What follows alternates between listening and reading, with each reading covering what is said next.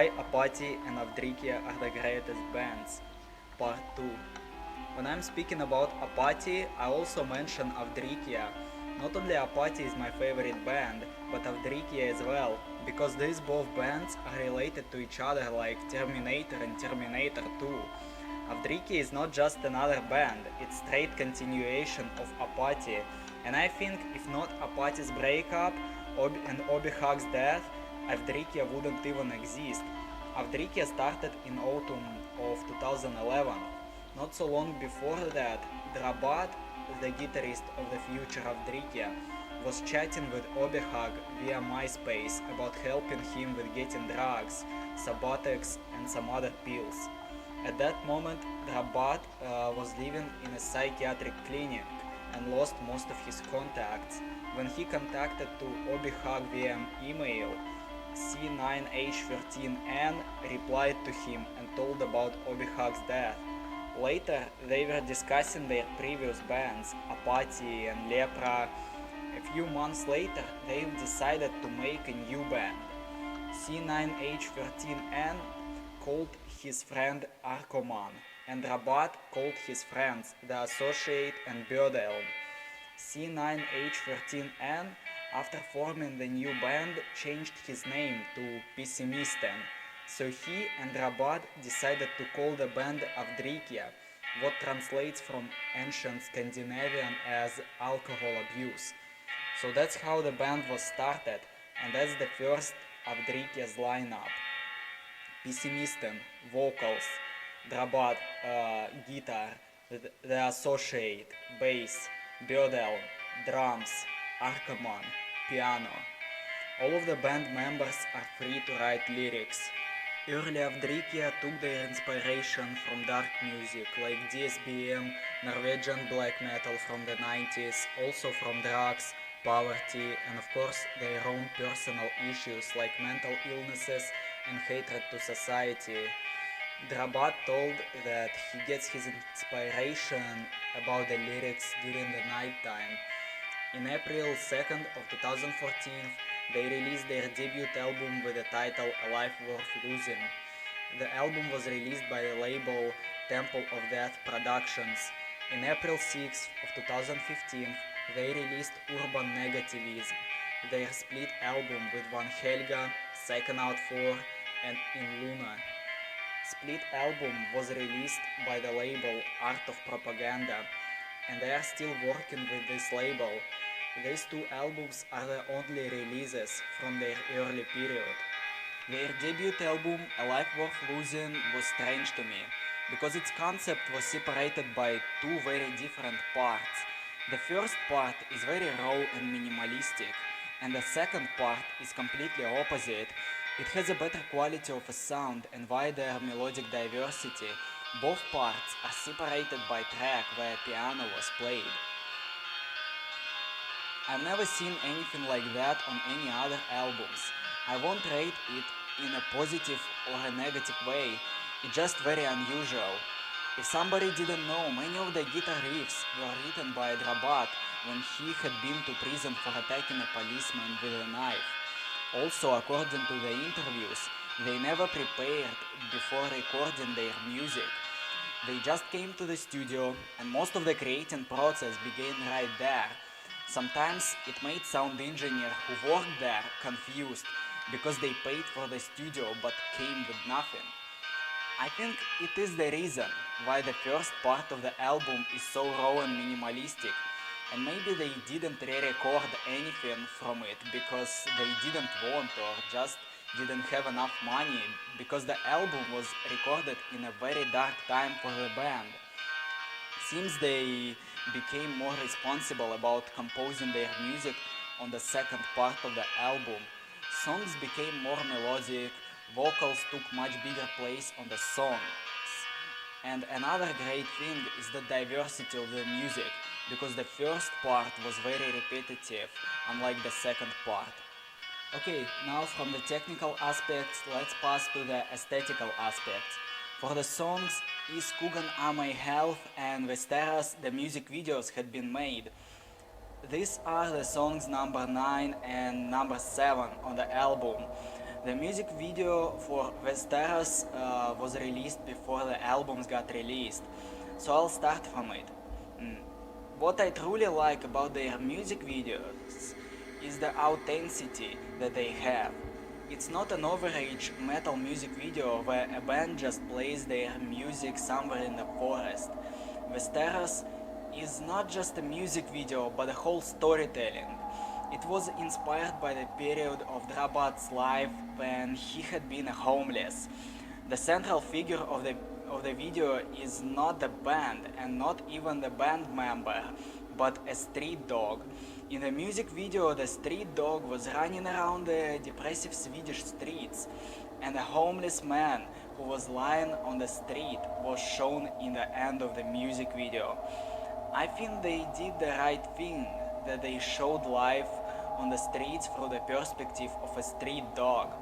They wanted to show that somebody who has no home becomes equal to a wild animal that is looking for something that would keep it alive. I also like how they show the locations that were surrounding the dog, the disparate urban area with its industrial noir mood. Very often I was listening to this song in the very early mornings. The melody and the chorus were fitting perfectly to my mood in that kind of atmosphere when it's still dark and the sun didn't rise yet. As I already mentioned, they have another music video, and its title is Iskugan Amay Health. It is one of the most horrible and disgusting music videos that I ever seen. And don't take me wrong, I think so not because I consider it a complete shit, but because of what was shown in that music video. In one of their interviews, they told that they want their music and music videos to be as authentic as possible, so they just took camera and filmed how they were usually hanging up. The video was very dark, the contrast between black, grey and the rest of the dirty colors. On the video, the band members were having a party where it seems nobody had fun. All they did was drinking way too much alcohol and using heavy drugs. It was in the dirty room with a table, which they overfilled with the beer cans. The band members looked like they were about to die. They even showed how they were using heroin and even zoomed the scene where Pessimisten was injecting heroin into Drabat's arm. Though I like the music video, it's just very hard to say did I like it or not, but what I'm sure about is that the video was very awful to watch. But anyway, I'm happy that YouTube didn't ban it.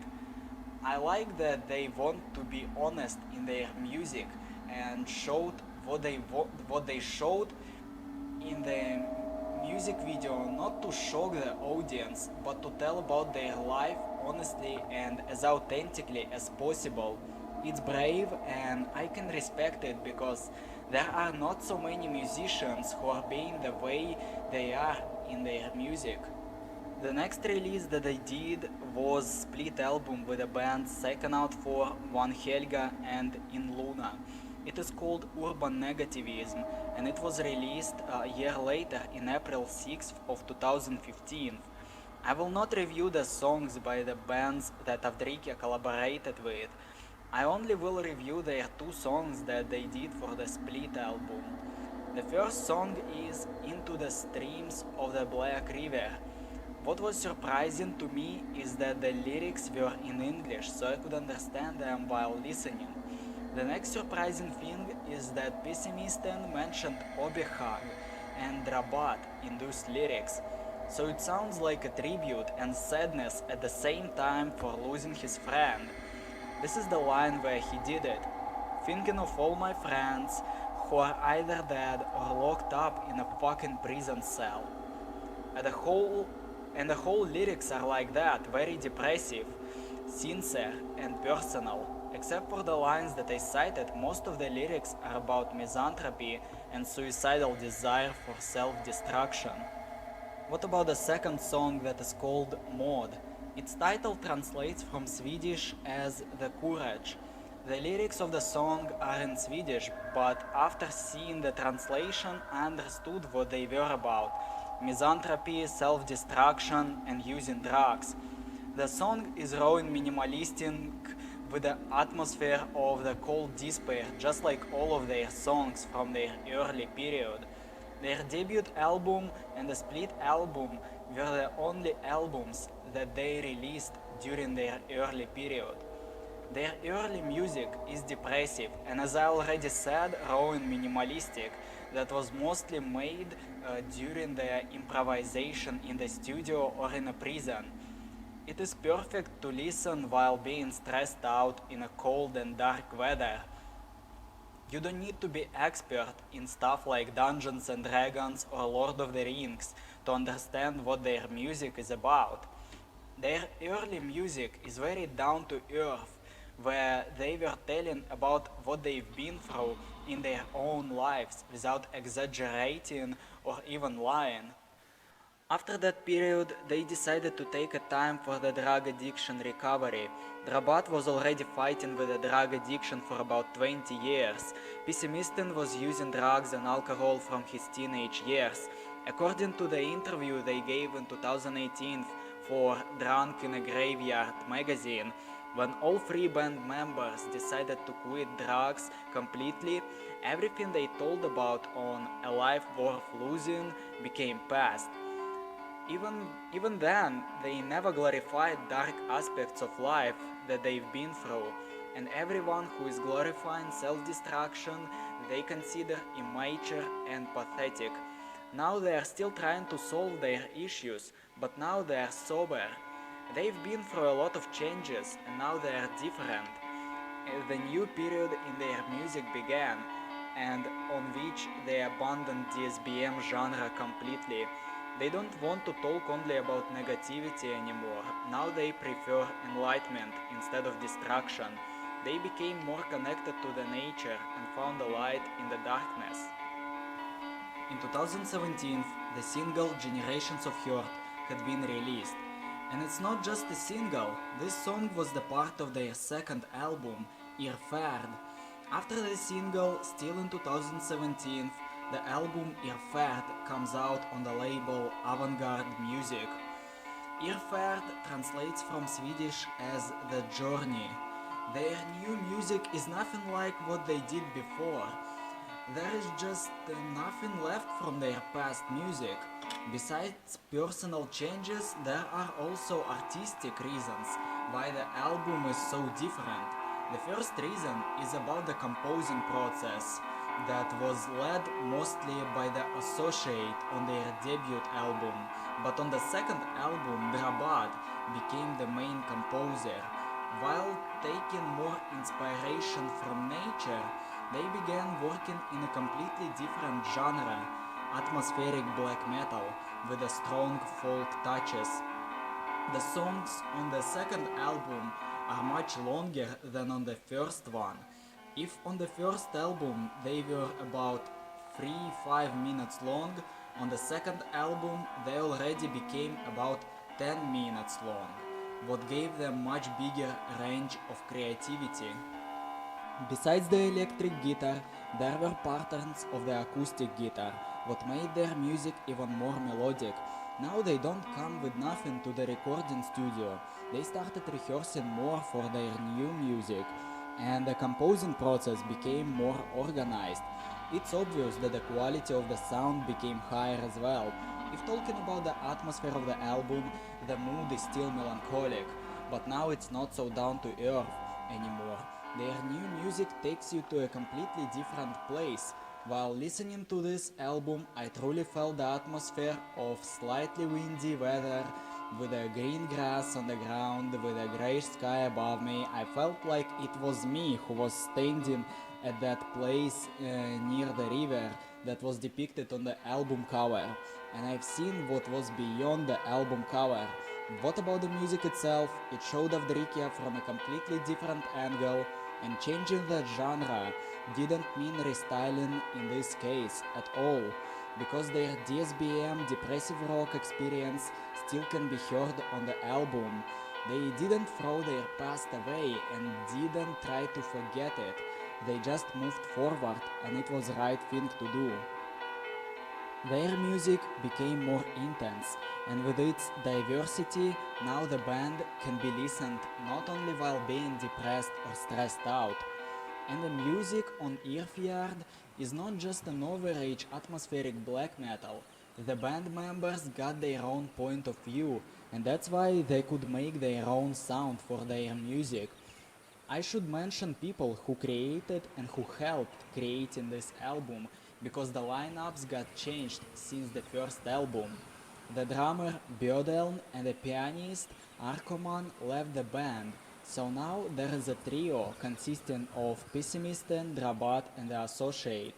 Pessimisten was the lead vocalist, Drabat was the guitarist, and the Associate was responsible for guitars as well, also for bass and the clean vocals.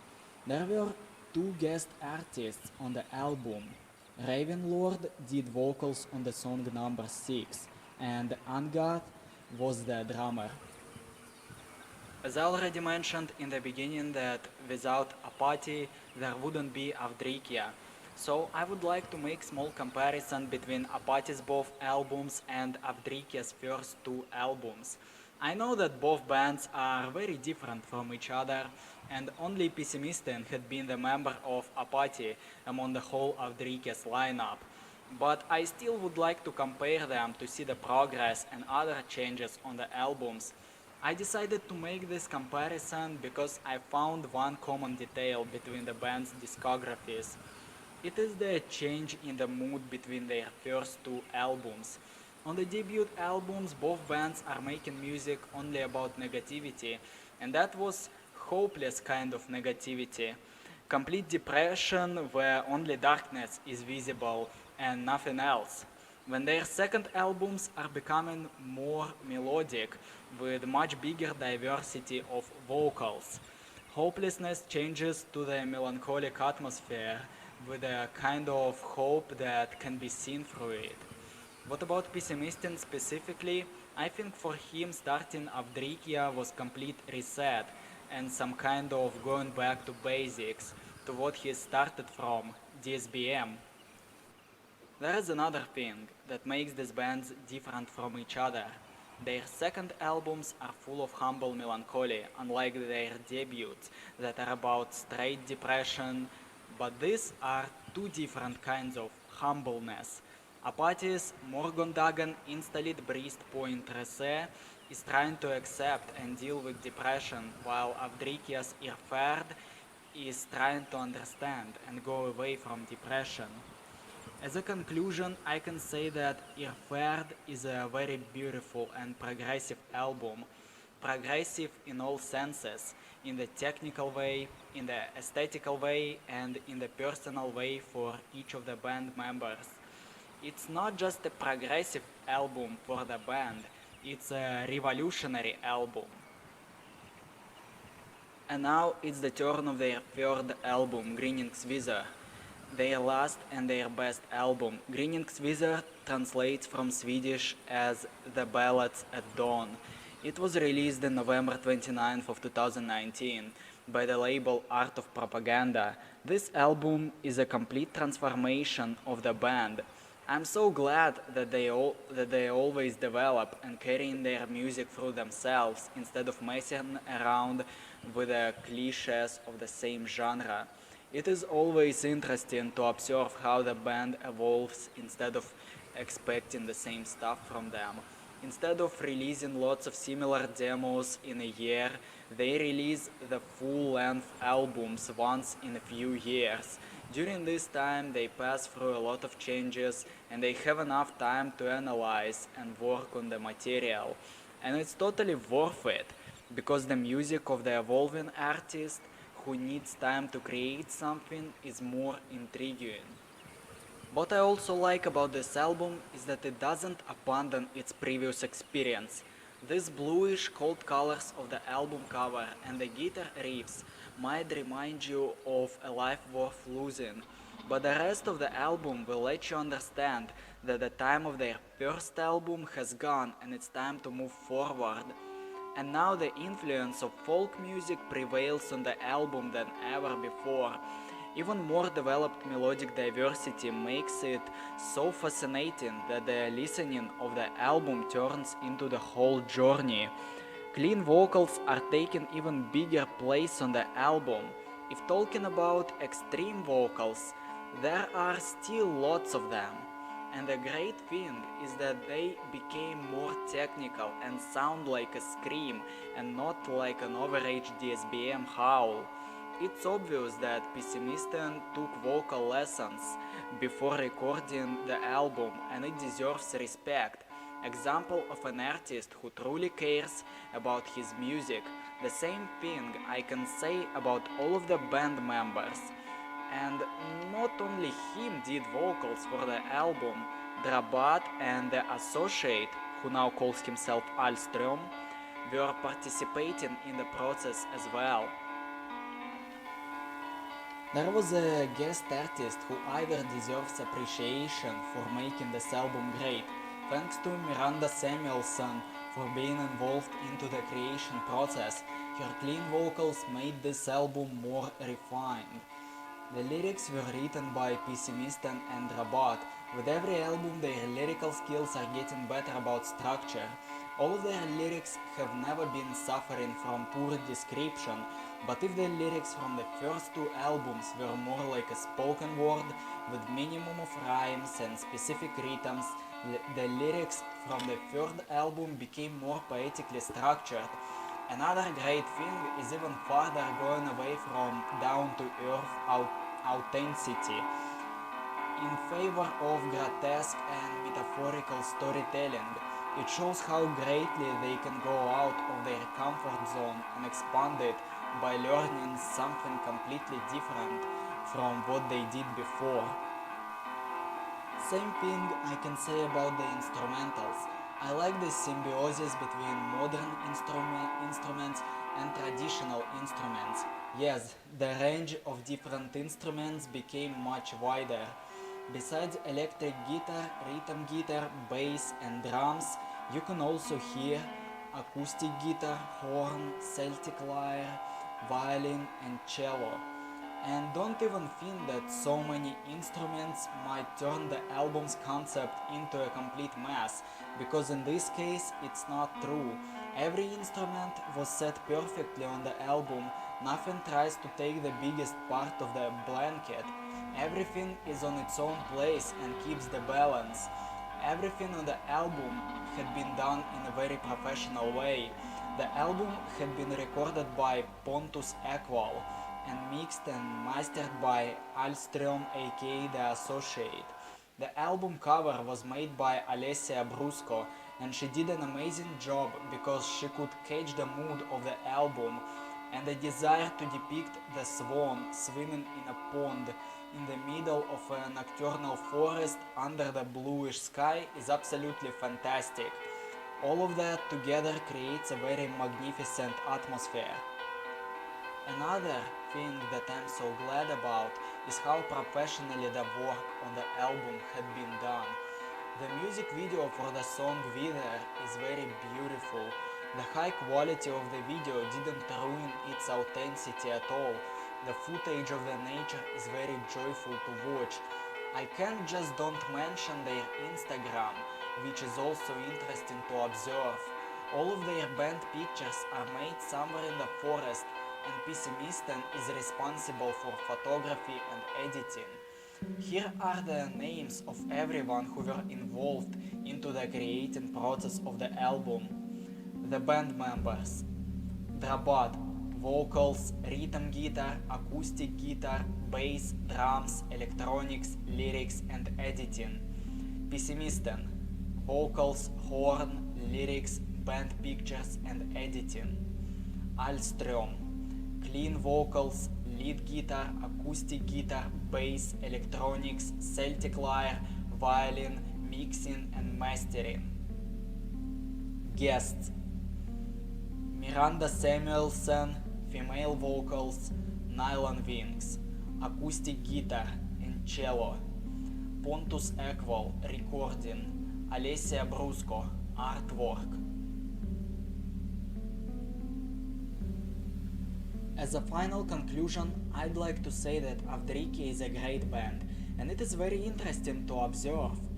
Every band member has a rich life and music experience to create something special as a result.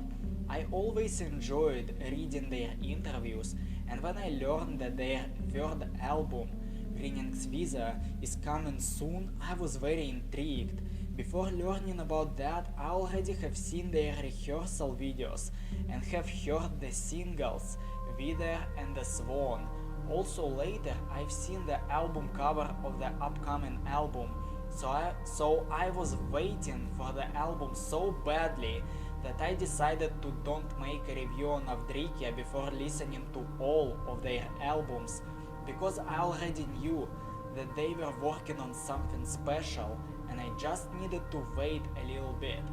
What about the band itself? I was very surprised and happy when I learned about Ofdrykkja. It happened by accident when I tried to find information about Apati. I was glad that after Apati's breakup, Pessimisten didn't quit music and created the new band with Rabat and Alström. The honesty in their music and the fact that they've been through so much shit and survived deserves respect. They even look differently. Just look at their pictures from 2014 and their nowadays pictures, and you'll see different people whose changes are beyond recognition. I'm happy about what they are doing now, and I hope they will keep improving themselves and their music.